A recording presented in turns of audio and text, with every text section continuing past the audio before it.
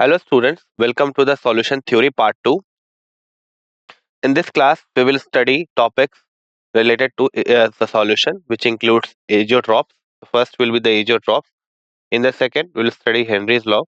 Then Raoult's law as a special case of Henry's law, colligative properties, relative lowering of vapor pressure, elevation in boiling point, depression in freezing point, osmosis and osmotic pressure, abnormal molar mass, Ventov factor I, modified expression for colligative properties, and then we will sum up with a summary.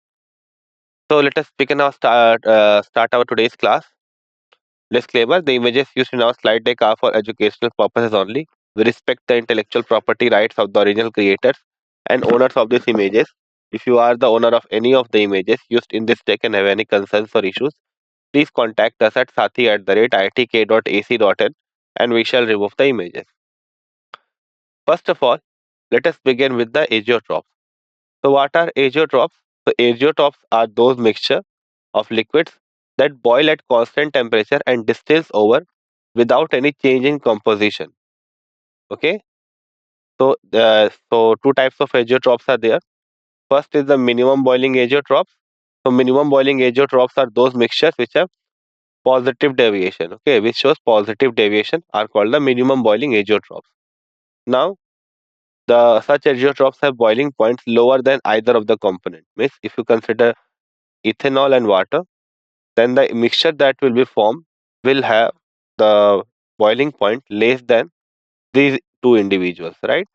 Similarly, we have ethers and acetone, water and methanol. So these are the three examples of minimum boiling azeotropes. Then we have maximum boiling azeotropes. So maximum boiling azeotropes are those azeotropes which show negative deviation or whose vapor pressure is less than the expected from Raoult's law. Now such azeotropes have boiling points higher than either of the component. Your examples are water plus hydrochloric acid. Then we have acetone and chloroform, and then we have water and nitric acid. So what is the difference between minimum boiling azeotropes and maximum boiling azeotropes? So minimum boiling azeotropes have positive deviation, whereas the maximum boiling azeotropes have negative deviation. Clear? And plus their example you should remember. Next we have Henry's law. So Henry's law states that the solubility of a gas is directly proportional to the partial pressure of the gas above the surface of liquids or solution. So what I would say, in mathematical terms I will say, so say if you are representing vapor pressure with P and the mole fraction with chi, then I would say that your vapor pressure of that is P is directly proportional to chi. Now if you remove the proportionality constant, then it will be equals to P is equals to KHX or KH chi more appropriately. So where KH is what? Where KH is Henry's constant or Henry's law constant. Now you can see from the equation very clearly that higher the value of KH, lower will be its solubility, or we can say that KH is inversely proportional to solubility. Clear? So this can be seen from this equation also.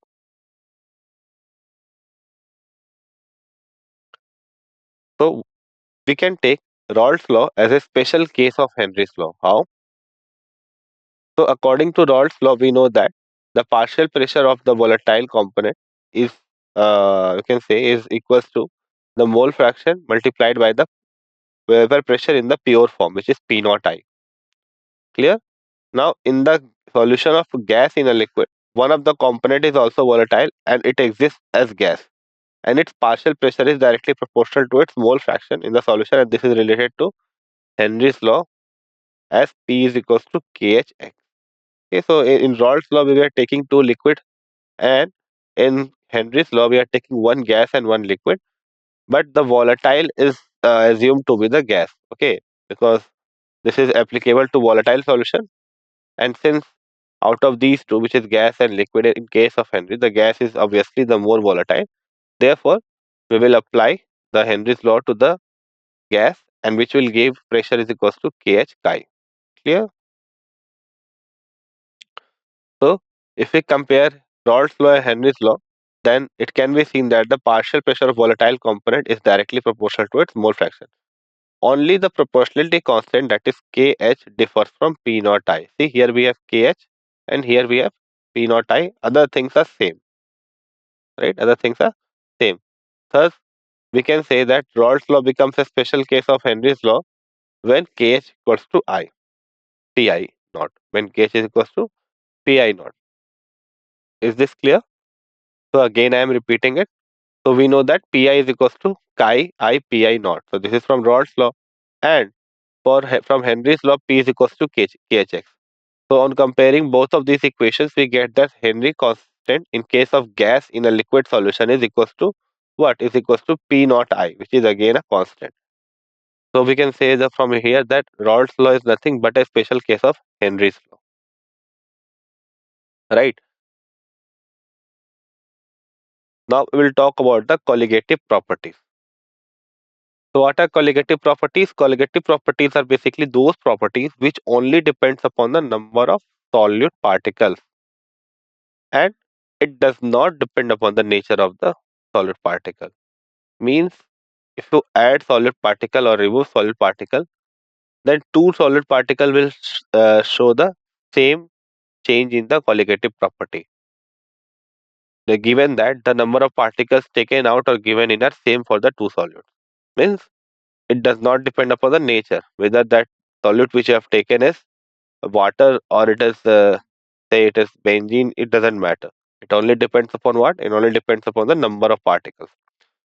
So examples are relative lowering of vapor pressure, first one, depression in freezing point, third one, elevation in boiling point, and fourth one, osmotic pressure. So these are the most important colligative property which we will study in this chapter. So if you are taking different solutions which are having same molar concentration but different non-electrolyte solute, the colligative property will be the same. Why? Because the concentration is kept same, only the electrolyte has been changed, and since these are colligative properties, so it will only depend upon the concentration. For different molar concentration of the same solute, the colligative property has greater value for concentrated solution. Clear? So if you are taking different molar concentration, and if the solute is kept same, then this colligative property will show different value because you have changed the molar concentration. So if the solution is having the same percentage strength of the solute, the colligative property has greater value for the solute having least molecular weight. So this is the next important point, that if your percentage strength is same, then the solute with least molecular weight gives you the greater value. Next, relative lowering of vapor pressure. So this is the first colligative property that we'll study. So if you are adding non-volatile solute to any say volatile thing, then it will lower the vapor pressure. This can be quantified by this equation, which is P naught minus P by P naught is equals to chi of solute, where chi is the mole fraction of solute and P naught is what? P naught is the pressure of the pure solvent, P is the pressure of the solution. So you can see here that this is the lowering. Okay, this numerator is the lowering, and since we are referencing it to the pure one, so we are telling it as relative lowering. So that is equals to mole fraction of the solute or Nb by Na. Now you will say that why we have not written Nb by Na plus Nb, because Nb has been dropped off because of the small concentration. Okay, so Nb plus Na has been written directly as Na because Na is greater than, much more greater than Nb. So it is being written here also that this whole value is called the relative lowering with because we are calculating the lowering with reference to the initial value. Nb is the number of moles of solute, Na is the number of moles of solvent, and P naught is the vapor pressure of the pure solvent. Remember this. Now, how will determine the molecular mass from the relative lowering of vapor pressure? How will use that? How will use this colligative property? So, if you talk about the relationship between the molecular mass and relative lowering of vapor pressure, which is simply sometimes represented as RLVP, then it can be given as MB is equals to WB MA by WA. multiplied by P naught minus P by P naught, where W and WB are what? So they are the mass of the solute and solvent. So from here, you can calculate MB, because MB is what? It is the molecular weight of solute, and Ma is the molecular weight of solvent. Clear? Moving on further.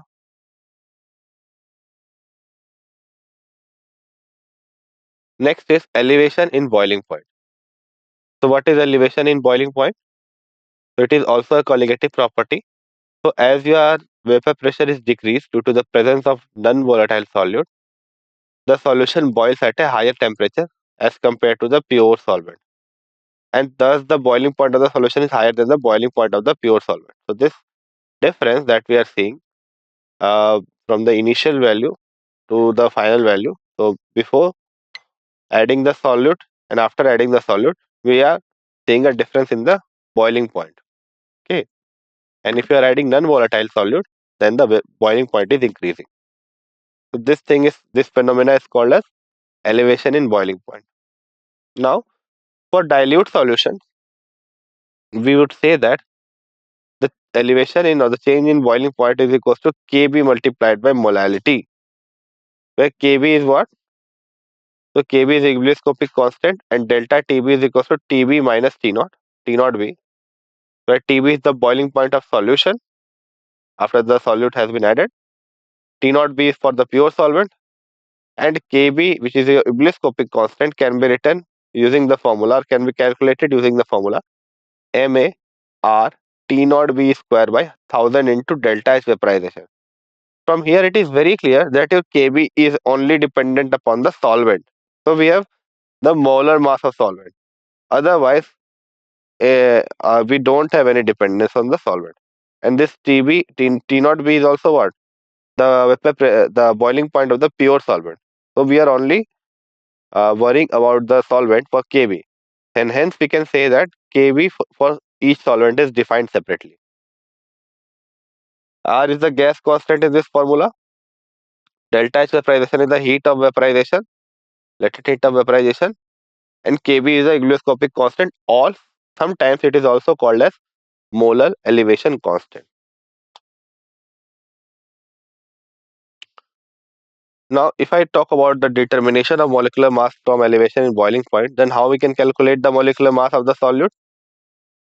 So the relationship between these two can be written as Mb is equals to Kb multiplied by Wb multiplied by 1000 divided by delta Tb into Wa. Clear? But where if you remember, then Mb was what? It was the molar mass of solute. Kb is the hygroscopic constant. Wb is the molecular mass of the weight of the solute. Delta Tb is elevation in boiling point. Wa is the weight of the solvent. Clear? Now moving on further.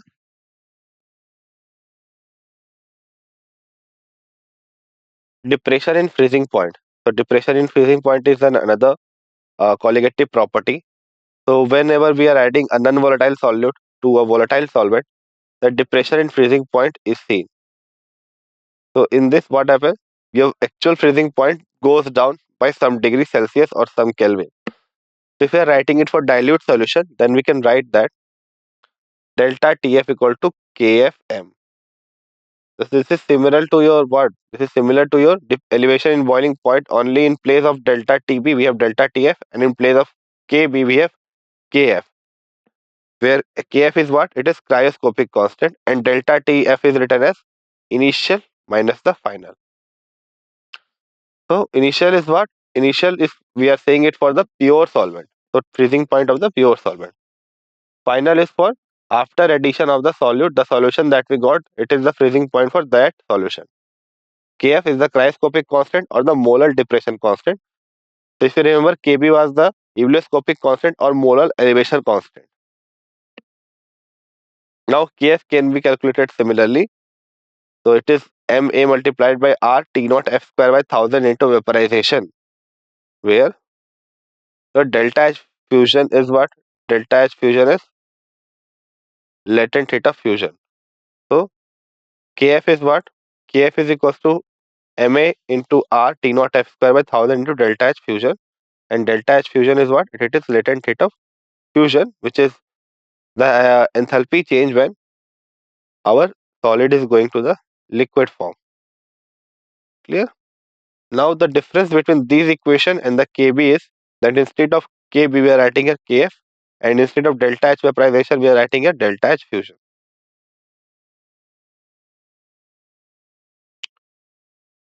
So how do we determine the molecular mass from depression and freezing point? So let us see.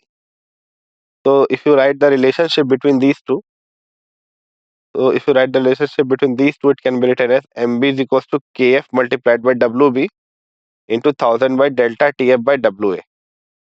Clear? So for formula is overall same, only we are placing Kb instead of only we are placing Kf instead of Kb, and instead of delta Tb we are writing a delta Tf. Okay, moving further. Osmosis and osmotic pressure.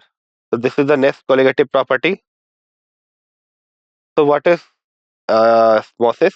So osmosis is basically the spontaneous flow of solvent from a semi-permeable membrane or through a semi-permeable membrane from a pure solvent to the solution. So if you are moving from the pure solvent to the solution, then this is called as osmosis. Or from a dilute solution to a concentrated solution. Overall, this process is called osmosis. Now, if we apply pressure such that the flow is stopped, then that external pressure is called as the osmotic pressure, and it is that pressure which is applied to just stop the flow of osmosis. Now, this is the term which is important, which is osmotic pressure. Let us quantify this. So, osmotic pressure pi, which is represented by pi, is equals to N by VRT or CRT, where N is the number of moles of solid, C is the molar concentration or molarity, V is the volume of solution in liter, and R is the gas constant. T is the temperature in Kelvin. So using this whole thing, we can calculate the osmotic pressure.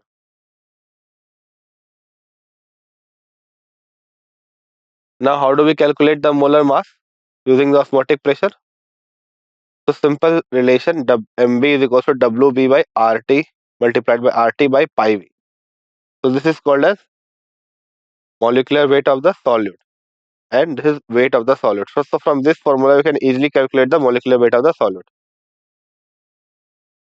So here are some important points regarding osmosis. So if two solutions are having the same osmotic pressure, they are called as isotonic solution.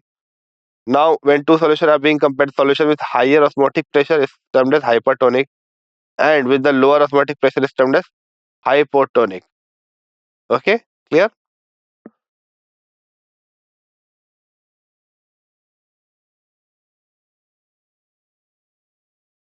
Next, we study abnormal molar mass. So molar mass that are either lower or higher than the expected value or the calculated value are called abnormal molar masses. Now, if you talk about association, then association leads to what? It leads to decrease in number of particles in the solution, because two particles are associating, that is creating total one particle, and hence number of particles is decreasing, and therefore we can see a decrease in the value of colligative property as well, because it totally depends upon the molecular weight. Molecular weight. So this colligative property depends on the molecular weight and the number of particles. Two things. Okay. So means it is used to calculate the molecular weight, and it depends upon the number of particles. Now, if you see the dissociation, then the number of particles is increasing, and the value of colligative property will decrease accordingly. Okay. So again, I am repeating it. Association leads to decrease in the value of colligative property, and dissociation leads to increase in the value of colligative property. Now, to counter this, in 1880, Ventoff introduced this factor which is called I or Ventoff factor, that represents the extent of association and dissociation, where the factor I is defined as the number of particles after association and the number of particles before dissociation. You can take a simple electrolyte, for example, and you can calculate the I for any of those. Next, we have normal molecular mass by abnormal molecular mass, which is I. Again, the third formula is observed colligative property by calculated colligative property. So what are those three formula? What are those three formula? Particle after dissociation by particle before dissociation, observed colligative property by calculated colligative property, and normal molecular mass by abnormal molecular mass. Now, what is the significance of Ventov factor? So it tells us that up to what extent the solute has been dissociated or associated. So if you talk about dissociation, I is greater than 1 because the number of particle has increased. So therefore dissociation is also increasing. So I is greater than 1. And if it is association, the number of particle is decreasing in this case, and hence I is less than 1. Okay. So in first case, the number of particle is increasing, and second case, number of particle is decreasing, and so is the value of I. Now, if you relate degree of dissociation with alpha, that is alpha with I, then alpha is equals to I minus 1 by n minus 1, where n is the number of particle after dissociation. Next thing, if I talk about the relationship between degree of association and I, then it is in this way. A is equals to I minus 1 by 1 by n minus 1. So there is a small difference. Instead of writing n, we write it as 1 by n for association, where n is the number of particle after association. So keeping this new definition of I in mind, we can write various equations which are relative lowering of vapor pressure written this way. Only the thing is that we are multiplying it by I. Okay. Similarly, elevation and boiling point, we are multiplying it by I, where I is the ebullioscopic constant and m is the molarity, we know it. Next to depression freezing point, again I is introduced and m, that is your molarity, is introduced. At last we have osmotic pressure. So again we have here I. So I denotes what? I denotes our Ventov factor. So pi is equals to CRT is the correct thing. Clear to all of you? Now let us sum up this whole thing with a summary. So according to Henry's law, we know that your pressure is directly proportional to Henry's gas constant multiplied by the chi, which is the mole fraction of whose thing we have added. Next, we will talk about colligative property. So the colligative property depends upon only the number of solid particles. The first one is relative lowering of vapor pressure. So this term is relative lowering of vapor pressure. It is given by NV by Na, where NV is the number of solid particles and Na is the number of solid particles.